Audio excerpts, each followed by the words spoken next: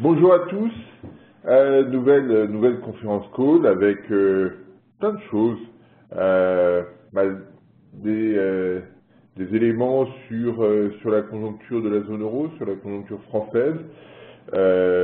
Juste pour info, moi je viens de mettre un graphe sur Twitter qui est parti à toute allure, si je puis dire. Il a été retweeté déjà plus d'une quinzaine de fois en 10 minutes.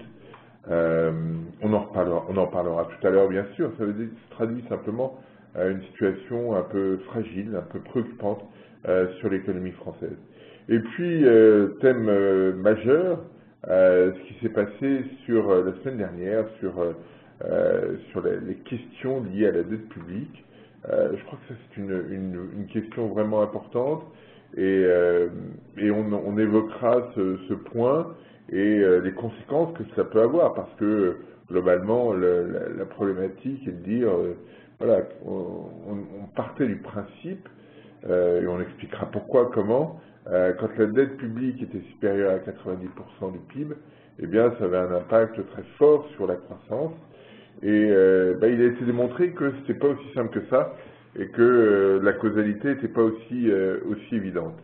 Et donc, voilà, ça remet en cause très clairement les politiques d'austérité, et ça c'est un phénomène important compte tenu de ce qu'on observe en Europe aujourd'hui.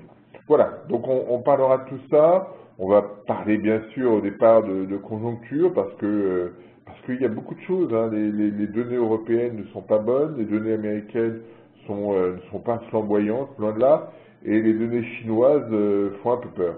Donc commençons le tour du monde à travers un graphique qui peut synthétiser assez bien les problématiques, qui est le graphique des matières premières. Vous avez en bleu l'évolution du prix du baril de Brent en dollars, hein, c'est sur l'échelle de droite. Vous voyez qu'on est passé sous les 100 dollars et que le mouvement depuis fin mars est extrêmement rapide, hein. Fin mars, on est ici. Donc un mouvement, une perte de plus de 10% en l'espace d'un mois, à peine. C'est très rapide. On voit que le CRB, qui est un indicateur plus large et différent, construit différemment, baisse lui aussi de façon non négligeable. Et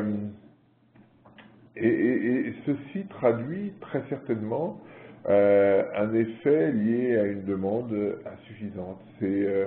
On observe un peu partout que aux États-Unis, en Chine, en Europe, la demande n'est pas très robuste, la demande d'activité, la demande liée à l'activité n'est pas très forte, et donc les perspectives sur l'évolution du prix des matières premières, a changé de façon significative. En d'autres termes, le prix des matières premières, c'est l'équilibre aujourd'hui et ce que j'anticipe pour demain. Les données récentes suggèrent que l'anticipation pour demain a été très largement révisée à la baisse. C'est un aspect important. Alors, effet positif, c'est que, pas encore tout à fait, mais ça redonne, ça resolvabilise les consommateurs, les entreprises, hein, parce qu'on rentre dans une logique où le prix est moins cher et moins élevé, donc ça a un impact sur l'inflation, ça a un impact sur le pouvoir d'achat de chacun d'entre nous, et c'est quelque chose auquel il faut être attentif. On en reparlera tout à l'heure parce que quand on regarde la conjoncture globale, le sentiment est que voilà, je vais mettre un papier, j'ai fait un papier ce matin là-dessus et je vais le mettre cet après-midi sur le blog. L'idée, c'est que tout le monde est en situation sous-optimale. Les États-Unis, la Chine, l'Europe, et il faut trouver un moyen de modifier en profondeur cette dynamique. Quel choc on pourrait avoir? On peut imaginer toutes sortes de chocs. Parmi ceux-là, quelque chose qui ressemblerait à ce qu'on avait eu au milieu des années 80, c'est-à-dire un contre-choc pétrolier lié au fait que la situation n'est pas très robuste et il y a eu une situation d'excès d'offres à l'époque, mais on n'est pas forcément très loin de ça aujourd'hui, parce que quand vous regardez la production des pays de l'OPEP, elle est assez robuste, et les États-Unis produisent davantage. Et donc il y a une situation qui est peut-être un petit peu différente de celle qu'on imaginait. Vous savez, cette période où l'économie chinoise était en forte progression, où la demande chinoise de pétrole et de matières premières était extrêmement rapide et laissait anticiper que demain, la situation allait être, il y avoir un engorgement, une offre insuffisante, et c'était un phénomène fort qui permettait qui validait la hausse de prix. On est peut-être dans une configuration différente, avec une dynamique de demande qui reste robuste, mais pas excessive, et une offre qui peut s'accroître et qui peut rester forte et ne pas se traduire par une augmentation significative du prix. On peut même avoir une baisse de prix. Alors, est-ce qu'on peut descendre très bas? C'est une question, parce qu'on a tous vu, enfin on a tous observé que en Arabie Saoudite, par exemple, le budget de l'État d'Arabie Saoudite est calé sur un baril à 90 $. Donc baisser en dessous, ça pose un certain nombre de questions, mais on a là des opportunités sur lesquelles il faut être attentif. L'autre point qu'on peut signaler, c'est que quand on regarde le prix du baril de pétrole, il chute de façon significative. Ça se traduit à court terme par une baisse très marquée de la contribution de l'énergie au taux d'inflation. On le voit aux États-Unis où la contribution est négative. On le verra tout à l'heure en zone euro où elle a chuté de façon importante, et elle va continuer de le faire, parce que quand vous regardez le graphique, la baisse qui avait été observée l'année dernière est une baisse qui a lieu plutôt en juin-juillet. Là, on est déjà sur des niveaux bas, et donc on se compare à des prix beaucoup plus élevés, et donc cette contribution négative va continuer, et donc on doit imaginer qu'en mai, probablement en juin aussi, on ait des taux d'inflation qui soient plus bas encore que ce qu'on a observé, du fait simplement de l'effet pétrole. Donc ayons ça en tête, ne soyons pas surpris si les taux d'inflation baissent de façon significative. Je reviens juste un instant sur l'aspect logistique. N'hésitez pas à poser des questions, soit directement, soit à Ingrid qui gère l'ensemble de la plateforme, parce que c'est comme ça que c'est le plus efficace et le plus intéressant pour tous. Donc voilà, ça c'est le premier point, mais ça traduit bien une situation qui a changé, peut-être qui a changé de nature. On fait peut-être la même chose qu'en 2012. Mais en 2012, rappelez-vous les raisons. Hein, juste deux raisons sur lesquelles il faut être très attentif, qui ne sont pas celles d'aujourd'hui du tout. À l'époque, c'était un risque d'éclatement de la bulle immobilière en Chine et une rupture marquée de la croissance chinoise. Premier point. Alors, on a une croissance qui est plus faible en Chine aujourd'hui, mais on n'est plus sur ces tensions immobilières fortes.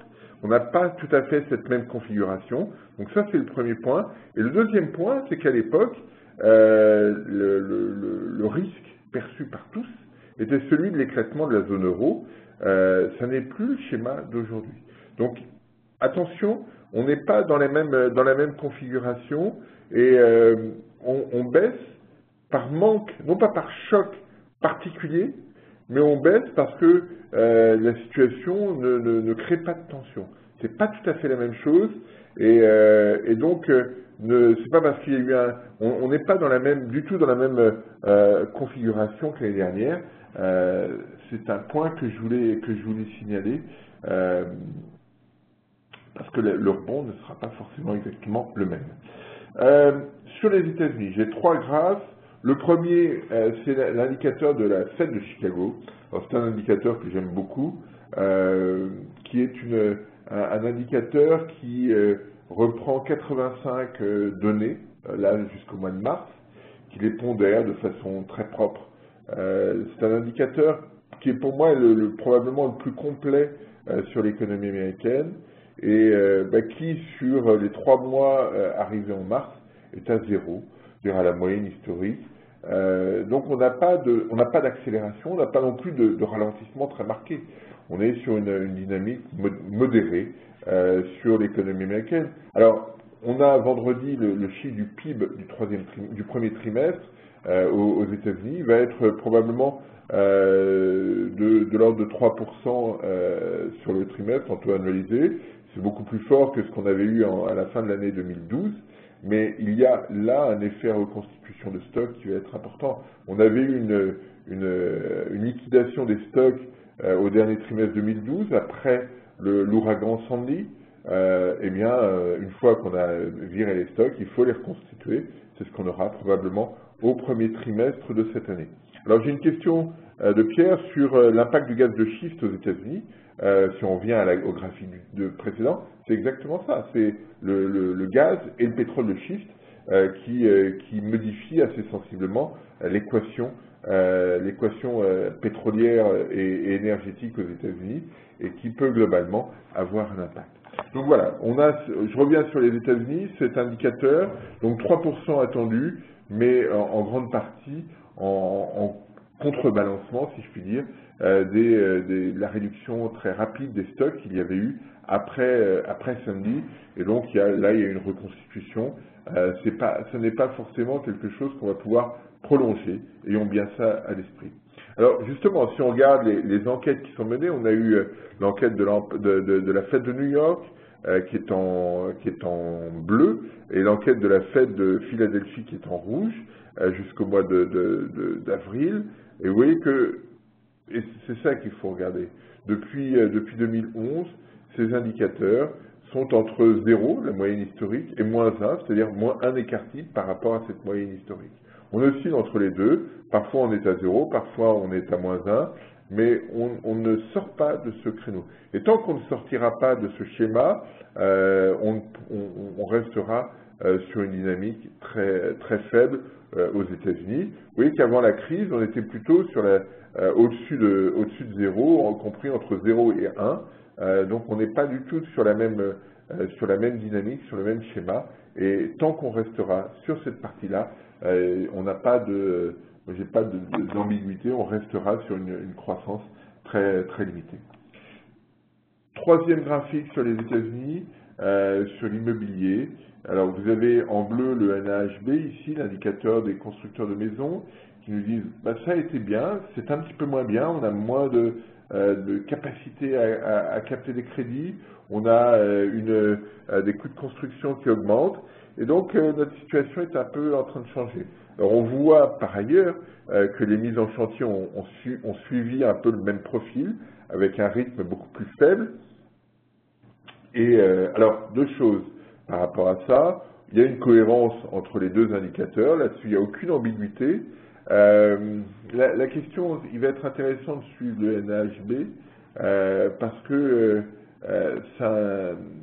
quand on regarde, je ne l'ai pas mis ici, j'aurais dû le mettre, mais quand on regarde l'évolution de cet indicateur et le poids de l'investissement logement dans le PIB, on a quelque chose de cohérent avec un décalage de 8 mois.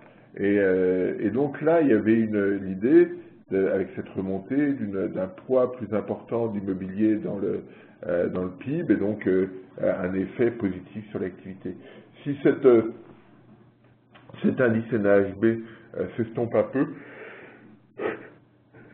la montée espérée de l'immobilier dans le PIB sera plus faible. Alors juste pour donner un cadre, en 2006, l'immobilier c'est 6,5% du PIB, aujourd'hui c'est un peu plus de 2,5%.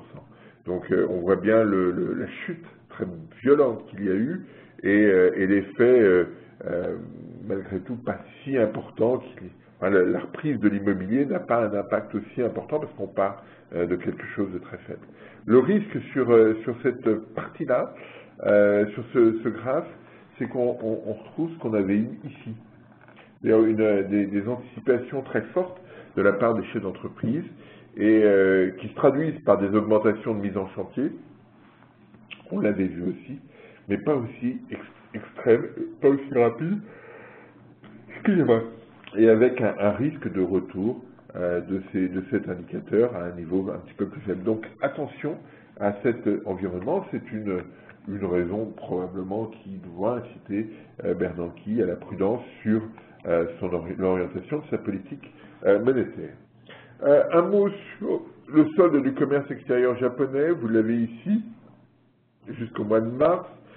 sont des données lissées sur 3 mois pour que ce soit un peu plus lisible. Et vous voyez qu'on est à quasiment 1000 milliards de yens au mois de mars. Alors c'est intéressant parce que quand on regarde le détail, eh bien, on s'aperçoit que les exportations ne vont pas terribles, mais les importations se sont accélérées de façon significative. Et là, comme on est en valeur, hein, on n'est pas en volume là ici, eh bien la valeur des importations augmente de façon significative par la baisse du yen. Et comme le Japon est obligé d'importer davantage d'énergie parce que son programme nucléaire est moins efficace que par le passé, en d'autres termes, on peut utiliser moins d'énergie nucléaire, eh bien, il faut apporter davantage, et donc ça coûte extrêmement cher aujourd'hui à l'économie japonaise. Et la dépréciation du yen leur coûte extrêmement cher. Alors, peut-être que ça aura un impact positif sur l'inflation importée, mais en tout cas, quand on regarde le profil depuis 63, c'est-à-dire depuis 50 ans, on a une situation qui a changé de nature sur l'économie japonaise et on voit bien tout le challenge auquel est confrontée l'économie, l'Abeconomics, comme on dit, hein, l'économie de M. Abe, parce que ce déséquilibre ici est extrêmement fort, parce que, comme on l'évoquait déjà la semaine dernière ou la fois d'avant, les exportations ne progressent pas au Japon et ne s'intègrent pas dans une dynamique globale. C'est un peu problématique aujourd'hui. Sur la Chine, deux graphiques. On a eu ce matin le PMI chinois. On avait la semaine dernière le PIB qui n'était pas en très bonne posture. Ici, on a le PMI qui est sorti du secteur manufacturier, qui est sorti à 50,5 contre 51,5 en mars. Donc voilà, on n'a pas d'accélération. Et vous voyez, j'ai mis une série un peu longue. On était d'habitude plutôt aux alentours de 54 quand ça allait bien. Là, on ne décolle pas de 50. Donc la Chine, elle stabilise son activité, mais elle ne crée en aucun cas d'impulsion, à la fois sur l'économie chinoise, sur l'économie asiatique et sur l'économie globale. L'impulsion qu'on avait évoquée, hein, c'était, et on l'a évoqué et je continue de l'évoquer, sur Taïwan, sur la Corée, cette impulsion, c'était le retour après tout à l'heure j'évoquais la baisse d'activité hein, en 2012, cette partie-là, bien, la correction a joué un effet positif sur l'Asie, mais aujourd'hui, on n'a pas d'accélération qui se traduiront par des effets supplémentaires. Et c'est ce manque d'effet aujourd'hui qui peut être problématique. Alors quand on regarde le détail, eh bien c'est un peu inquiétant. Le ratio en violet ici des stocks, des commandes, des nouvelles commandes sur stock baisse de façon significative. Les commandes ne sont pas très dynamiques, et notamment les commandes à l'exportation, la courbe rouge ici qui plonge en dessous de 50.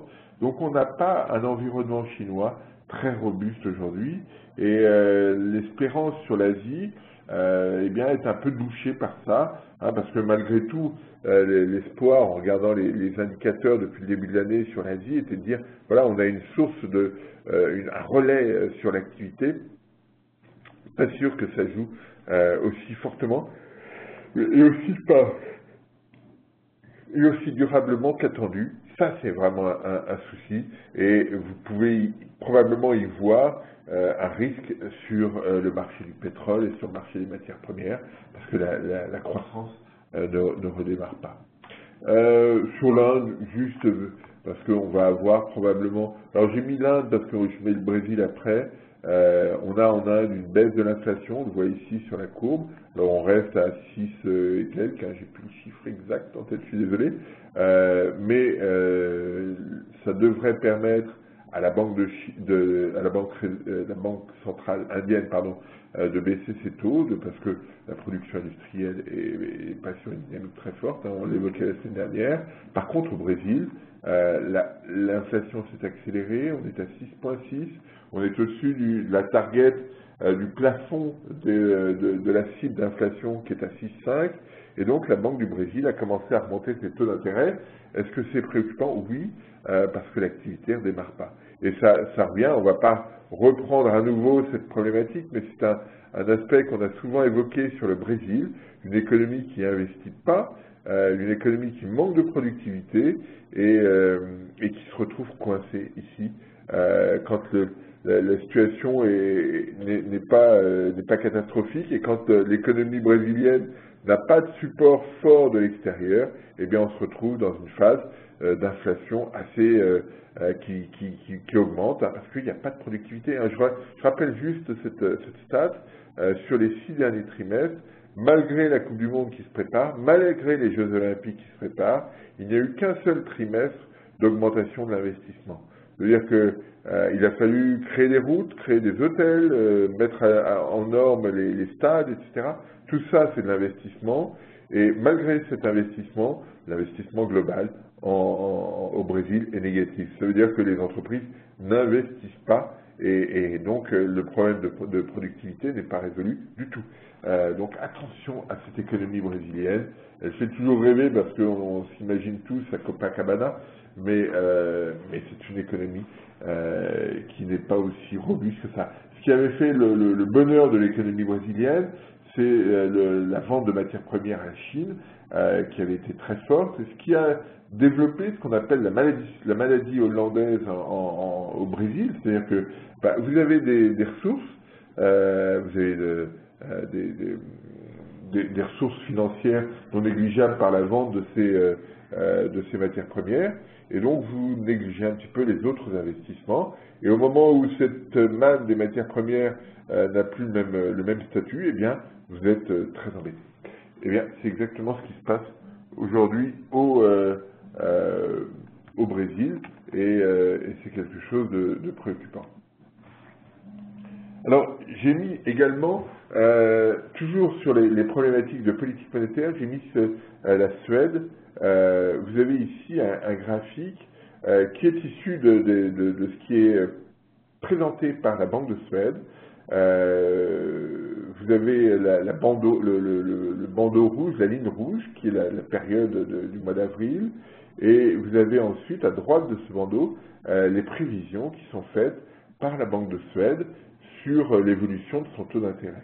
Je présente ça parce que ça m'a semblé intéressant quand la Banque Centrale Européenne ne veut pas faire de pré-commitment d'une réunion sur l'autre. Eh bien, la Banque de Suède dit, moi je regarde jusqu'au premier trimestre 2016 et probablement, compte tenu de l'information dont je dispose aujourd'hui, j'augmenterai mes taux d'intérêt à l'automne 2014, c'est ce qu'on voit sur le graphe, et de ce point de vue-là, ça donne une façon de réfléchir un peu particulière, assez différente de ce qu'on a en Europe. L'objectif ici est de canaliser complètement les anticipations des investisseurs, et c'est quelque chose qu'on doit conserver à l'esprit, de dire finalement ça peut avoir du sens que de donner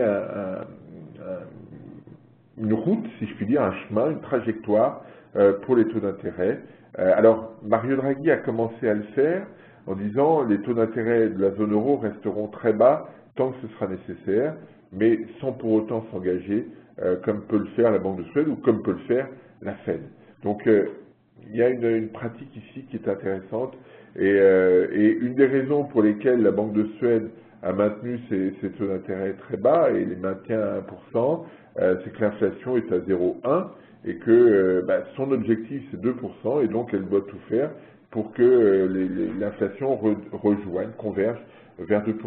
Ce qui s'est traduit par quelque chose d'assez particulier, puisque cette décision de politique monétaire n'était pas au goût de certains suffisamment agressive. Et donc Lars Svensson, un des vice-présidents du comité de politique monétaire de la Banque de Suède, vice-président de la Banque de Suède, a démissionné en disant je ne suis pas d'accord avec la politique menée et donc je claque la porte. C'est assez rare chez un banquier central, mais la raison qu'il faut donner, c'est que Lars Svensson est un brillant économiste et que c'est un des fondateurs de la théorie de l'inflation targeting, c'est-à-dire que voilà, la Banque centrale cible l'inflation, et donc il a des modèles théoriques très développés, très intéressants sur ces questions, et là, très clairement, il considère qu'avec une inflation à 0,1, maintenir des taux d'intérêt aussi élevés par rapport à cette inflation, c'est prendre un risque. Et donc, il a montré son désaccord par rapport à sa réflexion, mais je trouve la démarche intéressante de la part d'un banquier central. Et probablement, son statut d'universitaire l'a aidé à franchir le pas. Voilà. Donc voilà, c'est juste en différence par rapport à la BCE que ça me semblait intéressant.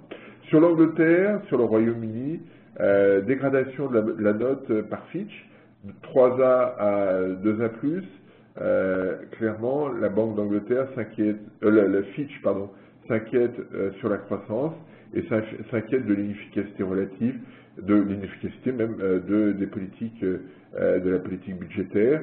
Elle ne redémarre, enfin l'économie ne redémarre pas. On a ici une illustration avec l'évolution du marché de l'emploi. Alors on avait eu quelque chose d'assez dynamique avec les Jeux Olympiques, et puis depuis, les choses s'estompent.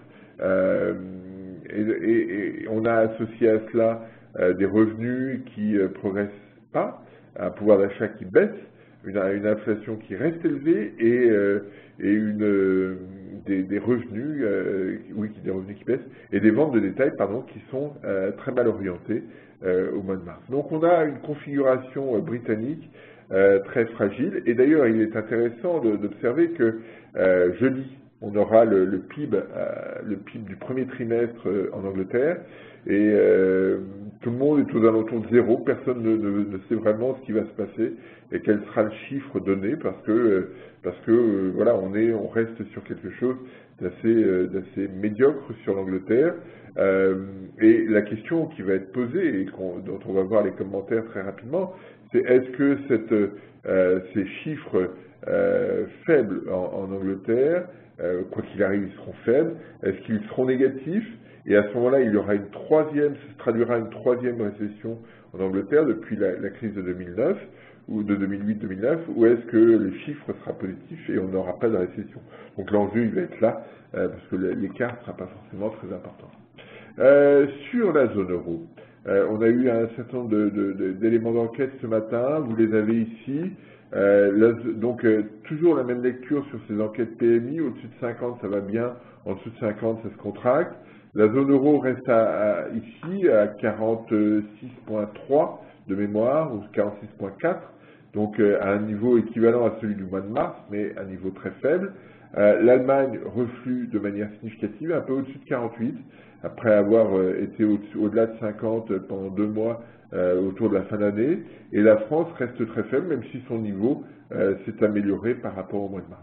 Voilà, c'est ça la configuration. La France va un peu mieux, mais l'Allemagne probablement tombe alors un journaliste de l'AFP ce matin disait tombe en récession. Peut-être pas encore, mais soyons attentifs à ce qui se passe. Alors quand on regarde le détail sur la zone euro, quand on regarde les 3 indicateurs, indice synthétique, celui qu'on voyait, qui est en violet, l'indice manufacturier ou l'indice des services, eh bien on voit que l'indice manufacturier a ralenti de manière très significative, ça traduit l'inflexion allemande, et puis les services ne bougent pas beaucoup. Il n'y a pas du tout d'écart, comme on avait pu le voir à d'autres moments dans le temps, il n'y a pas du tout d'écart entre les indicateurs, on est dans quelque chose d'extrêmement morose. Et les commandes ont continué de baisser. Vous avez ici l'indicateur, le ratio commande sur stock, c'est un graphique que j'aime beaucoup, mais qui est très cohérent avec l'évolution de la production industrielle. Clairement, on rentre dans une logique de contraction supplémentaire de la production industrielle. C'est clairement pas bon pour l'activité du deuxième trimestre de cette année. Donc, soyons très clairs là-dessus. Le deuxième trimestre démarre sur une note extrêmement négative au sein de la zone euro. Et vous avez ici l'indicateur zone euro en bleu et l'évolution sur 6 mois, la différence sur 6 mois du taux de refil de la Banque Centrale Européenne. Alors, il y a une grande cohérence entre toutes ces données. il serait peut-être temps, comme disait Jörg Asmussen, un des membres du comité de politique monétaire de la Banque centrale européenne, on pourra peut-être bouger les taux, baisser les taux, s'il y a un choc sur l'économie. Bah, clairement, on rentre dans cette logique-là, et donc on doit s'attendre à ce qu'au mois de mai, à la réunion du mois de mai, ça doit être le 3 ou le 4, je ne sais plus exactement la date, eh bien, la Banque centrale européenne baisse ses taux à 0,50 sur le taux de refit. Elle ne changera pas le taux de report à nouveau, de facilités de dépôt, pardon, excusez-moi, qui sont à zéro et qui resteront à zéro, mais le taux refit, elle le baissera de manière très claire, et j'espère qu'elle s'engagera de manière un petit peu plus marquée sur l'orientation prise par la politique monétaire. Si on regarde l'Allemagne, un indicateur Zouk qui s'infléchit modérément, mais qui s'infléchit, lié aux anticipations, aux inquiétudes des Allemands sur ce qui peut se passer à 6 mois. Quand on regarde les composantes de l'indice PMI, celui qu'on voyait tout à l'heure, eh bien on observe que l'indice du secteur manufacturier s'infléchit. On a une cohérence de baisse ici très significative et qui pose problème. Alors ça va être intéressant de voir comment les choses évoluent en Allemagne, parce que rappelons juste un truc, au mois de septembre prochain, il y a les élections allemandes. Est-ce que ça va crisper ou pas les situations? Ça va être un point intéressant. On commence à avoir des discussions fortes en Allemagne sur l'évolution des salaires. Alors, vous avez vu la grève de Lufthansa. Les syndicats à Lufthansa réclament une hausse de 5,2% des salaires. La compagnie n'est prête à céder que 0,4 à 0,6%, d'où les grèves qu'il y a eu hier. Mais dans le même temps, il y a des discussions sur la mise en place d'un salaire minimum en Allemagne. Alors, là-dessus, les controverses sont importantes. Et Angela Merkel a très clairement dit que ce qu'elle souhaitait, c'est que s'il y avait un salaire minimum, ce soit un salaire spécifique par branche, qui n'est pas quelque chose pour même niveau pour tout le monde. Mais voilà, il y a une discussion sur la situation sociale en Allemagne. Les Allemands ont le sentiment d'avoir fait beaucoup d'efforts depuis longtemps sans que les salaires n'augmentent. Et donc là, il y a une problématique qui va être intéressante à suivre, alors qu'on est à 6 mois, même pas 6 mois des élections, et les deux peuvent ne pas être indépendants l'un de l'autre, mais là, il y a quelque chose sur lequel on doit être extrêmement attentif. Alors, en Allemagne, l'activité décélère et il y a une sorte de mécontentement social à suivre. Sur la France, j'ai mis ici l'écart entre l'indicateur français, celui qu'on voyait tout à l'heure, et l'indicateur de la zone euro. On avait depuis plus d'un an une chute significative.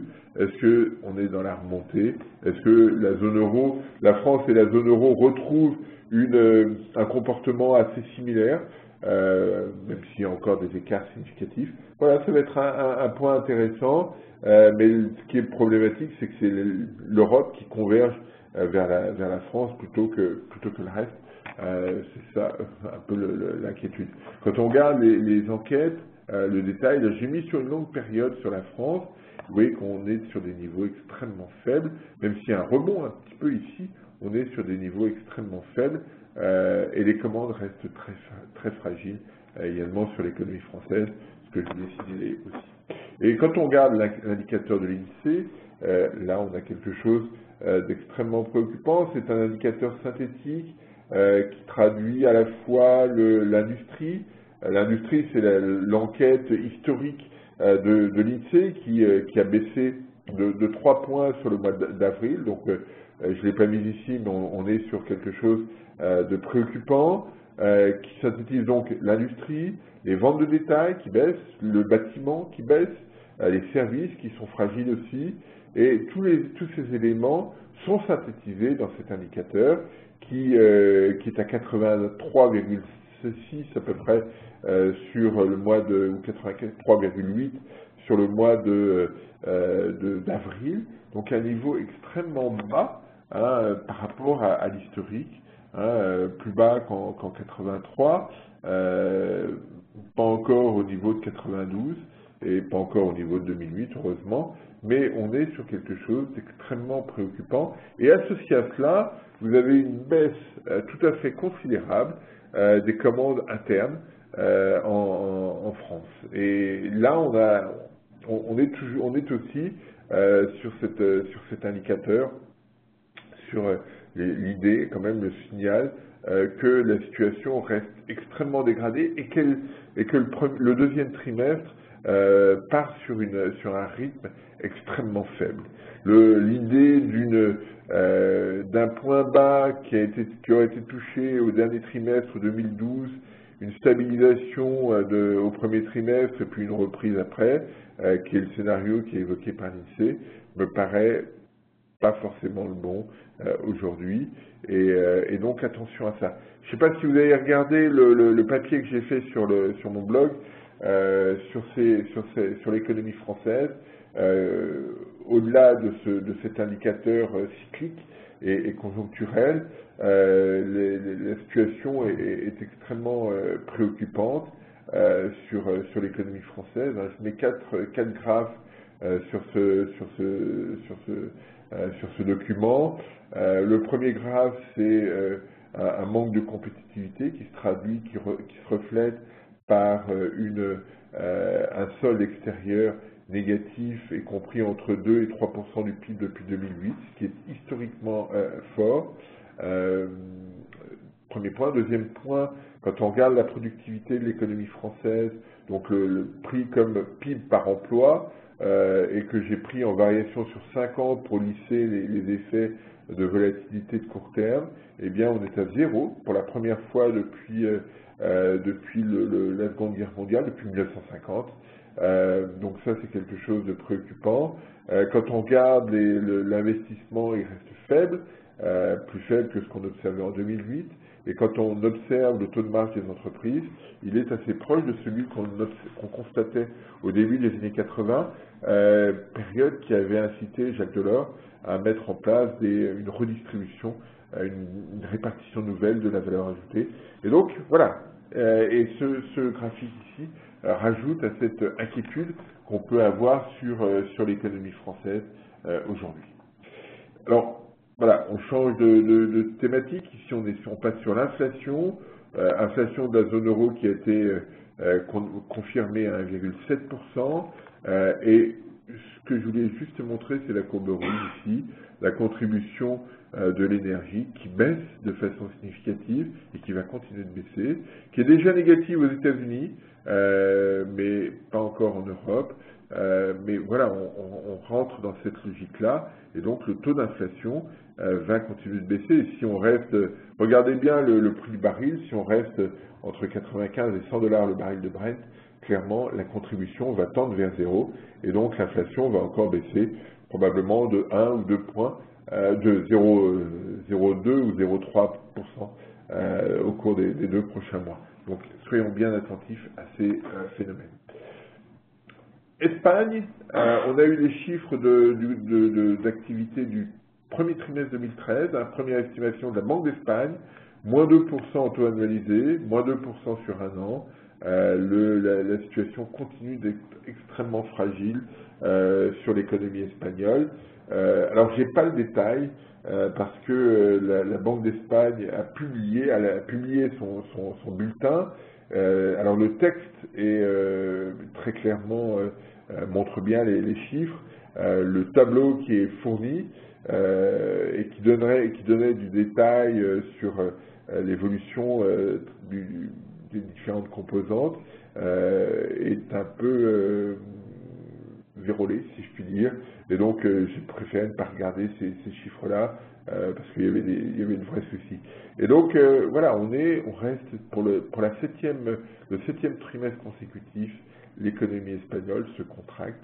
Et quand on regarde les enquêtes qui ont été menées jusqu'au mois de mars, on n'a pas encore celle d'avril, eh bien, on ne voit pas d'inversion de trend du tout en Espagne. Et les Espagnols, j'ai dîné il n'y a pas longtemps, la semaine dernière avec des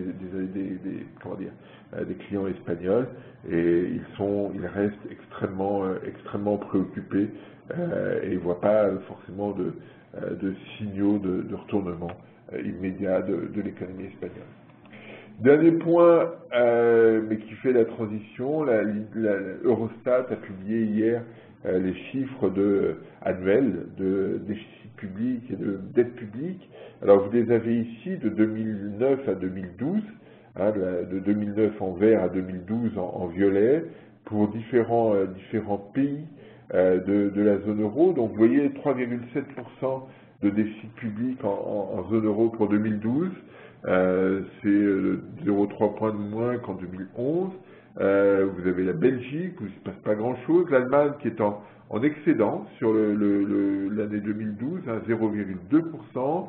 L'Irlande qui a fait des efforts considérables et qui est mieux placée, mieux positionnée que ce qui lui était demandé. Donc l'Irlande est dans une configuration un peu plus favorable, même si par ailleurs sur la croissance on n'est pas très optimiste, mais voilà, on a une situation budgétaire qui s'améliore, qui donne à l'Irlande la possibilité d'être dans les marques que lui a fixé la Troïka. C'est un point qu'il faut bien avoir à l'esprit, ça peut changer un peu significativement la situation irlandaise. Le moins 30,8% ici, c'est quand l'Irlande, hein, j'ai coupé l'échelle, c'est quand le gouvernement irlandais a pris à sa charge les banques irlandaises. Ça a créé un choc absolument considérable sur le PIB et qui se corrige progressivement. Sur la Grèce, on est sur 10% de déficit. Hein, les objectifs ne peuvent pas être tenus sur l'économie grecque. Hein, on est toujours sur un rythme de contraction d'activité extrêmement rapide. Et on a ici une mesure très simple de la non-efficacité de toutes les situations, de toutes les prises de position sur l'austérité. On le voit très clairement sur la Grèce. Sur l'Espagne, on a un peu plus de 10. Alors juste une mesure quand même sur l'Espagne, c'est que vous avez ici 3 points qui sont liés au sauvetage des banques espagnoles, donc qui ne sont pas reconductibles a priori pour 2013. Et donc on a quelque chose de plus favorable. Ensuite vous avez la France, 4,8%. L'objectif était plus ambitieux au départ. Ce qui a été évoqué par le gouvernement la semaine dernière, lors de la présentation de son plan de stabilisation des finances publiques, c'est un objectif à 3,7% cette année, à 2,9% en 2014 et un quasi-équilibre en 2017, pas tout à fait, un léger déficit encore, et une croissance de 0,1 en 2013, de 1,2 en 2014 et de 2% à partir de 2015. En fait, on recale d'un an les chiffres qui avaient été publiés l'année dernière, presque. C'est un peu caricatural, mais c'est un peu ça. Sur les Pays-Bas, sur l'Autriche, pas grand-chose à dire. Sur le Portugal, vous avez une dégradation significative du déficit. Hein, c'est lié à la récession portugaise. Vous avez ici l'évolution des dettes. Donc on est partout sur des signaux de hausse de dette. Hein, sur la Grèce, sur l'Italie, sur le Portugal, sur la France, sur l'Espagne, on a des mouvements qui sont très, très importants. Voilà, alors on ne va pas élaborer davantage, mais ça permet de faire le lien avec la problématique que je voulais évoquer, qui est celle de Reinhart et Rogoff. Alors, je reprends la proposition que j'évoquais, Reinhart et Rogoff, dans un papier de 2010, qui était paru dans Working Paper un peu avant, suggérait, à partir de l'étude de la période 1946-2009, pour 20 pays industrialisés, suggérait que quand la dette publique passait le seuil de 90%, eh bien l'impact était très négatif sur la croissance, puisque d'un seul coup, la croissance qui était positive jusqu'à 90% devenait négative à moins 0,1% au-dessus de 90%. Alors, pourquoi ça a eu du succès?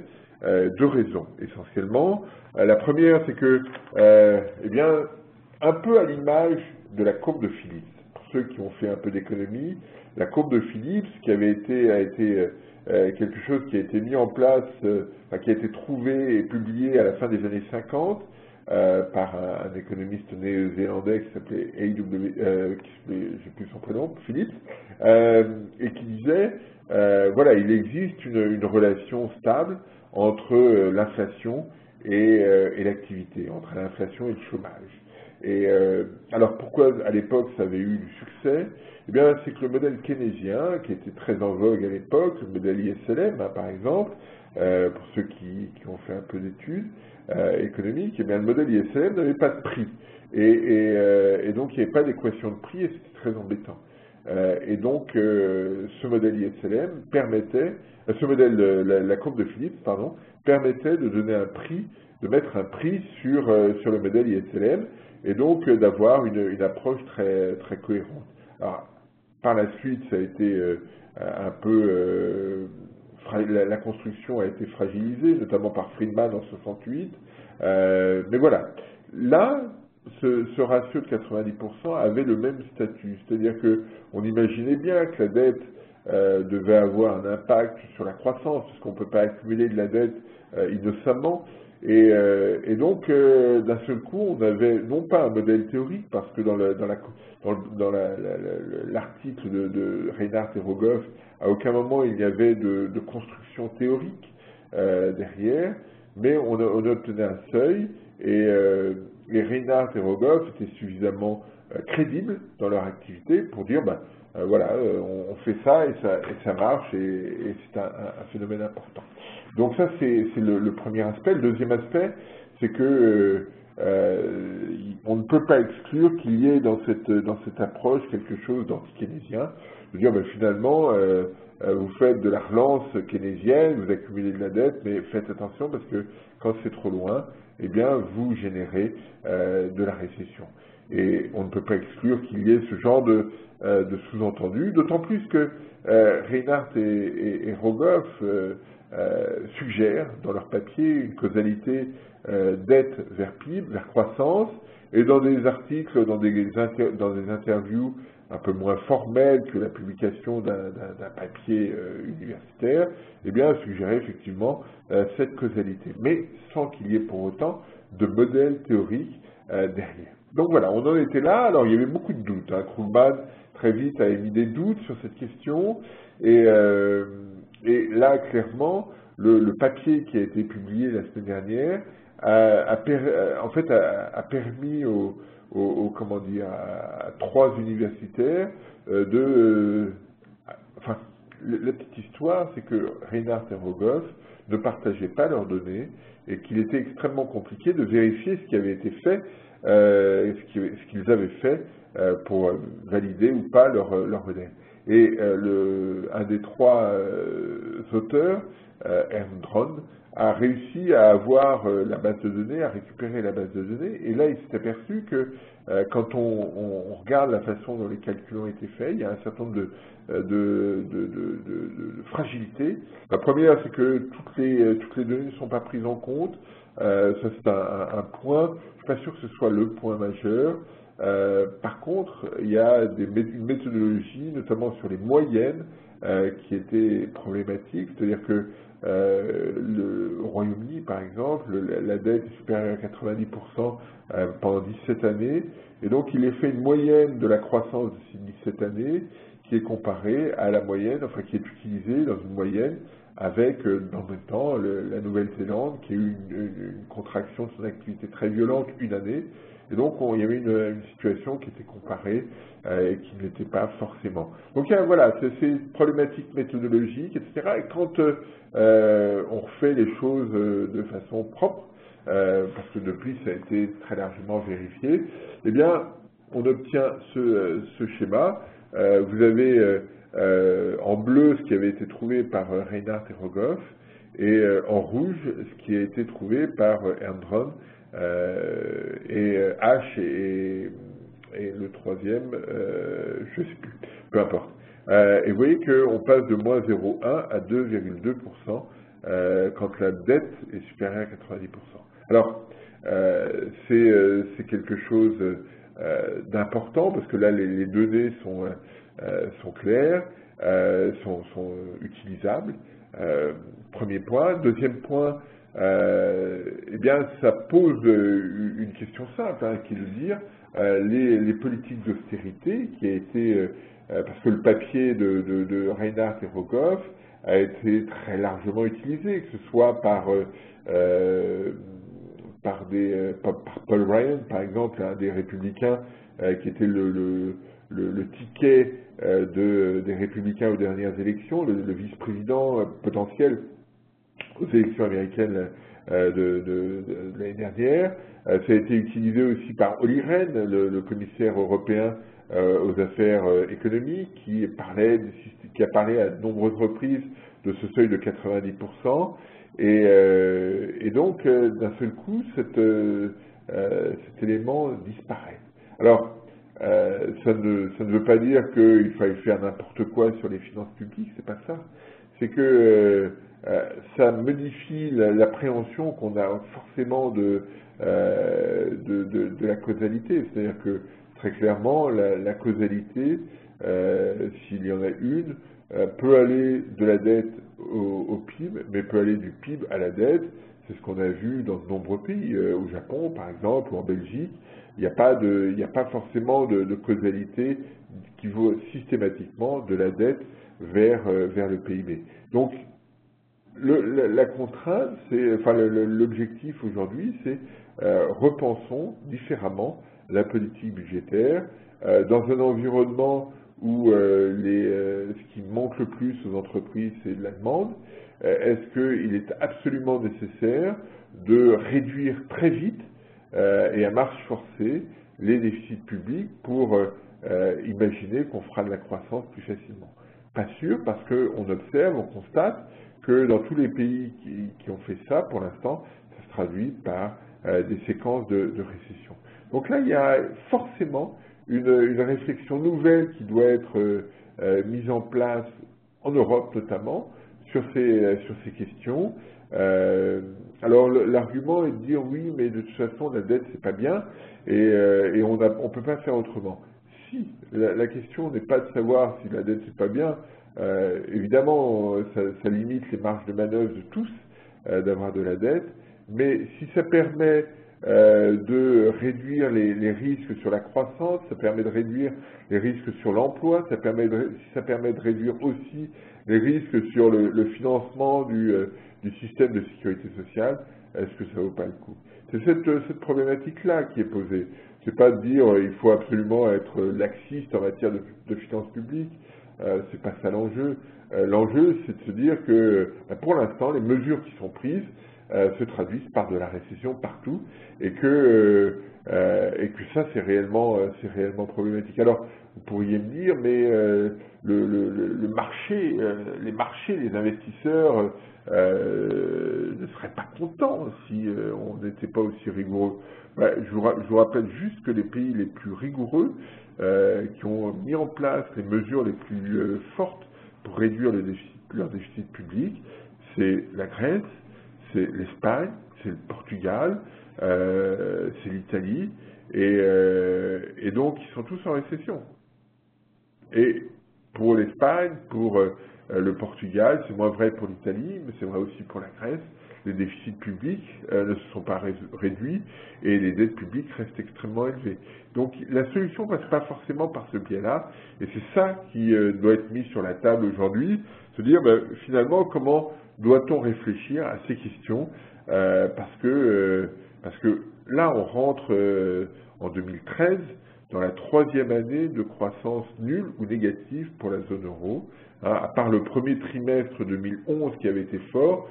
Depuis cette date-là, on est en baisse significative du PIB en zone euro. Ça a un impact fort sur l'emploi. Est-ce que ça peut être durable? Est-ce qu'on peut continuer de la sorte sans risque sur la dynamique sociale? Ça, c'est quelque chose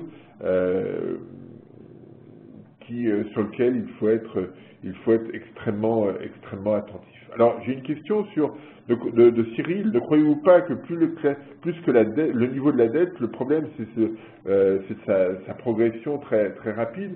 Bien sûr que c'est ennuyeux, mais aujourd'hui, si vous regardez la zone euro, le niveau de dépenses des ménages des entreprises est extrêmement faible. Il est 6% en dessous du niveau qui avait été observé en 2008. Donc le consommateur n'a pas envie de dépenser, l'entreprise n'a pas envie de dépenser, et si on reste sur cette logique-là, sur cette dynamique-là, on va se retrouver avec, je sais pas, 2-3 points de chômage en plus, et un système de sécurité sociale qui ne pourra plus avoir les qualités qu'on lui connaît. Donc voilà, l'arbitrage il est là. Je ne dis pas que faire de la dette c'est bien, c'est pas le but du jeu, mais il y a un arbitrage très fort aujourd'hui auquel il faut être extrêmement attentif et qui réellement est problématique. Et la solution ne passe pas par une récession. Pour moi, les mesures qui sont prises ressemblent beaucoup à celles des saignées qui étaient faites au Moyen-Âge. Dans les saignées, eh bien, l'idée c'était de sortir la méchanceté qui était dans le corps et de renouveler l'ensemble sur ces situations qui sont souvent évoquées, de dire voilà, on purge et après ça ira mieux. On est dans la même configuration. Je vous rappelle juste que dans les saignées, la plupart des gens mouraient. Donc ne faisons pas le parallèle, ça sert à rien. Et qu'est-ce qui se passe si on se retrouve avec un niveau d'activité 10% plus bas? Quel sera le niveau d'emploi associé? On est dans des économies où le niveau de productivité est extrêmement élevé, et donc 10% d'activité plus bas, parce que ça, c'est des choses qu'on lit parfois, et c'est qu'est-ce qui se passe sur l'emploi? Alors pas forcément sur les emplois d'ingénieurs, des emplois très qualifiés, pour l'emploi du type peu qualifié, qu'est-ce qui se passe pour lui? Et est-ce qu'il va accepter ça, ou est-ce qu'on rentre dans une situation d'instabilité sociale? Moi, c'est ce que ce risque-là que je ne veux pas prendre en compte spontanément. Voilà. Alors, ce qui est amusant, c'est qu'aujourd'hui, quand vous lisez la presse, vous avez l'impression que tout le monde trouvait ridicule ces politiques d'austérité, et même Barroso, le patron de la Commission européenne, est intervenu hier, et ce matin j'ai tweeté un truc un peu méchant, mais parce que je lisais un article du Guardian en prenant mon petit déjeuner où il disait non, on a peut-être été au bout des politiques d'austérité, on rentre dans une logique amusante, et j'ai tweeté en disant ce n'est pas la girouette qui bouge, c'est le vent qui change de direction, et clairement on est dans cette configuration-là aujourd'hui sur ces questions de dette. Tout le monde va trouver ridicule les options qui étaient prises précédemment, alors que tout le monde était prêt à les défendre. Alors, moi je m'en fous un peu parce que c'est une option que j'ai rarement défendue. Et donc voilà, il faut être attentif à ça. Tout le monde va être aujourd'hui favorable à ne pas tenir compte de ce seuil de 90%, alors que tout le monde était pour. Il y a même une semaine. Alors, une question de Benayoun. L'Allemagne ne pourrait-elle pas faire un peu de déficit, 2%, pour soutenir la croissance urbaine?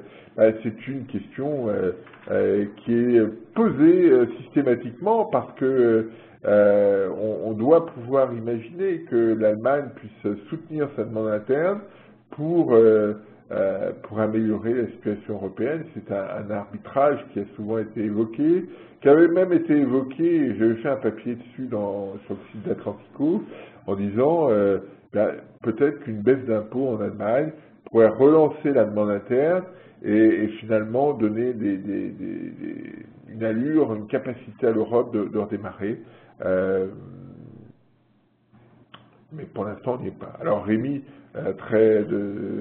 dit, allons, les tunnels n'ont-ils pas tous un bout?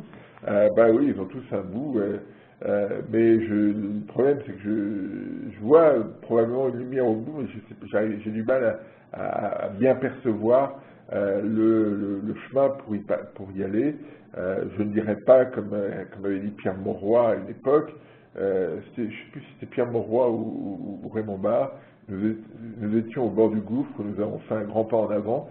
On n'est pas encore dans cette configuration-là, mais voilà, on est quand même sur quelque chose de très périlleux aujourd'hui.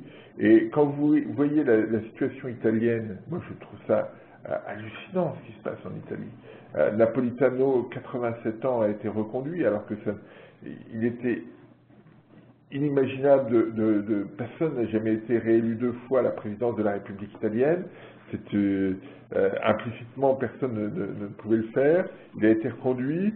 Et hier, je discutais avec des clients italiens et ils me disaient la négociation aujourd'hui, c'est de mettre Giulio Amato comme Premier ministre. Mais Giulio Amato, moi je m'en souviens, et dans les années 80, et déjà il était vieux.